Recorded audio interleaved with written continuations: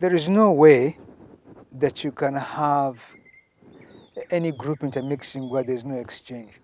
The only thing I want to say is that the Indians did not come here for the first time in 1896. They were not injected. The Indians have been coming to Uganda for 2,000 years or longer. They came initially as traders. There's even a record from 150 BC of a Greek explorer called Diogenes who traveled to Pemba, okay, met up with an Indian caravan that had Indians and Arabs on it, and joined them, and they traveled from Pemba on the coast of East Africa to here, to Lake Edward, and got salt and went back. And he describes that they were moving so fast, they took 25 days to get here. But he describes this mountain and lakes. This is 150 years after Christ. It's during the Roman Empire. You see. If you go to Sudan even today, the ruins of the Kushites, you will find statues of Indian elephants. So there was an Indian community living among the Africans as traders. And remember that before the Europeans made contact with us in the 1860s and 1840s here, that Indians had been trading with Africans for thousands of years. So we've had continuous contact. Not only that, some of the Indian civilizations there and the soldiers who fought in India were all East Africans, Africans from here. So if you go and look, there was a guy called Ambar or something. He was one of the emperors of India. They were East African blacks from here. So we've had continuous contact. Unfortunately, the colonialism changed that because they had a class structure and an apartheid structure where they said, we have classes, these are lower than us. But Indians initially who came here integrated with Africans very quickly. We even suspect that there's a group of people in Imporu who were Arabs and Indians who were displaced by the Wazimba wars in I think it was would have been the 1600s or the 1700s. But they fled here and they never went back. So some people in this area have 400 years of mixtures, descendants of these people. But they all look black now, so you can't make any arguments. But Indians, Arabs and Chinese have been coming here consistently for hundreds and thousands of years. The difference from when the colonial system began in 1885 and a bit later is they turned this racial classification system and stopped people from intermixing. And now we have a resident population of Indians in Uganda who are not entirely integrated. Those who integrate, so you can't identify them, but some do not integrate or were prevented from doing so. And then Amin came and then expelled Indians in 1972. But he didn't expel Indians in a correct way because he was complaining about the Indians who are business-owning Indians who are exploiting Africans. He didn't make a distinction between them and the Indians who are not business people, who are civil servants, who are teachers, who are mechanics, who were farmers, who did not have any shops, and who were living in the countryside, and who had even fought for independence. One of the big freedom fighters in Uganda was an Indian man. The ones who fought for independence of Uganda, some of them were Indians. And they were not going back to India, they were going to stay here. But they were all chased away. What's happened to them now since?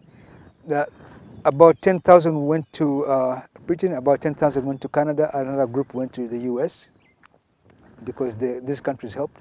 But they went with a lot of skills and they have now become the dominant wealthy groups there.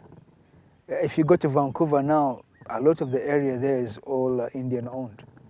And they identify as Ugandans, not as Indians. There's a distinction between them and the Indians from India. And even the culture has changed. They celebrated in about 1998, I think it was 25 years since the expulsion, something like that, or 1997. And I remember that I was invited to be one of the organizers of this in Vancouver, and I went and I spoke to the Consul General, who's a Mahindi, an Indian. He's called John Halani. And we had to prepare a book and notes, and I realized that the history was not written in Uganda. They don't teach Indian history, and that's a disservice to Ugandans, and it's also a disservice to Indians, but it's also a disservice to reason. We are not enemies of these people. They were simply captives just like us. They used them just like they used the Nubians and the Senegalese, and the way they are using one group against another group of Ugandans against another group. They used the Baganda against the Banyoro. They used the Muslims. They used the Christians against the Muslims. They used the Catholics against the Protestants. They used the rich against the poor. You know. Now we're using the educated against the uneducated. It's a nonsense case. You know, somebody tells you, oh, you can't get a job because you didn't go to school. But I'm competent. Well, what does that mean? You don't speak English. Well, yeah, but I can drive. The gear doesn't speak English either. The engine doesn't speak English. It speaks wires and cogs. So is there a language test inside the engine? No. So why is it that everybody who works in the civil service speaks English? Is this normal? Why are there no permanent secretaries who don't speak English? Does that mean that everybody who doesn't speak English is stupid? They can't run a government. So there's something wrong with the system we're running right now. It's racist, it's sexist, it's ageist. You know, it's nonsense. And we need to get past that, because that's not our culture. I think we need to pay attention to who the Indians are. We need to celebrate the parts that were done constructively or positively, the contributions they made. And what's even more interesting, many Indians are mixed already. They've married here. Now, I'll give you an example here. Sudhir, the richest person in Uganda, was born in Kato here, in Kasese. I don't know if you're aware of that. Every year, he comes to his home and he sits in his house for hours, the whole day, and goes back. Actually, they even maintained the same paint up until, I think, last year. That's when but it looked exactly the way it did from when he was a child. And I was shocked that somebody went and painted it. I don't know how they missed that. But he wanted it kept the way it was. So the thing is this is one of the richest people in the world. He belongs here. He doesn't have a village in India. This is where he was born, right? One of the richest people in Canada, owner of Ballard Power, they make the first hydrogen cells. The Shamash family. The son was an MP here. You know, Mobina Jafar, senator in Canada. Her father and brother were members of parliament in Uganda. She was a member of parliament in Canada. You know, when we went to Canada as black people in the 90s, I arrived there in the early 90s. We found a lot of discrimination. The people who helped us learn how to buy houses and to own real estate were Indians who had been there, 20 years prior to us, and they identify with us more than they do because the system there is racist. So they could sympathize with our situation, and we got to know a lot of things. So we cannot throw away an entire population because of that. But here we have Arabs, we have Indians, we have East Asians, Chinese. In Kilembe especially, Kilembe had a lot of mining people coming from all over the world, from the Caribbean, from the Pacific Islands, and they contribute a lot to the metropolitan nature of the place.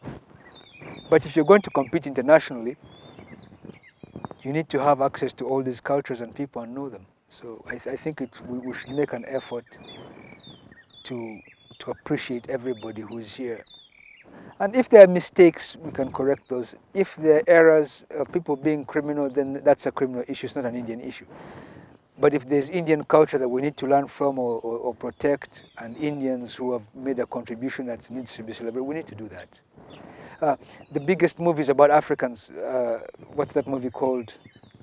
The one who, the Queen of Katwe, and also Mississippi Masala, which also made Denzel Washington famous. It was done by an Indian woman, Meta, right? And she did African films, which are good films. She didn't do Indian. There's not one single Indian in that movie in Queen of Katwe. So I'm thinking that we need to acknowledge the fact that these are our brothers and friends, and not just Indians. There's even Europeans who've been here, who are Pan-Africanists. I think that it's not. One of the top Pan-Africanists in the world was a guy called Colin Legam, who I think is Latvian or Lithuanian. Went to South Africa. His family had migrated there, fought apartheid. Eventually was deported to Britain, which is not even his home country, and he died in Britain on account of having been a Pan-Africanist. But he compiled the best book on Pan-Africanism that I've ever seen. So we are fighting for a way of life and the preservation of our culture and genes, yes. But we have allies in every part of the world, you see. And we need to acknowledge that. Yeah. We need to have a Uganda museum with a section that says, this is what the Indians contributed. The good things and the negative ones, but the good things also. Well, let me hear you say mountain, mountain.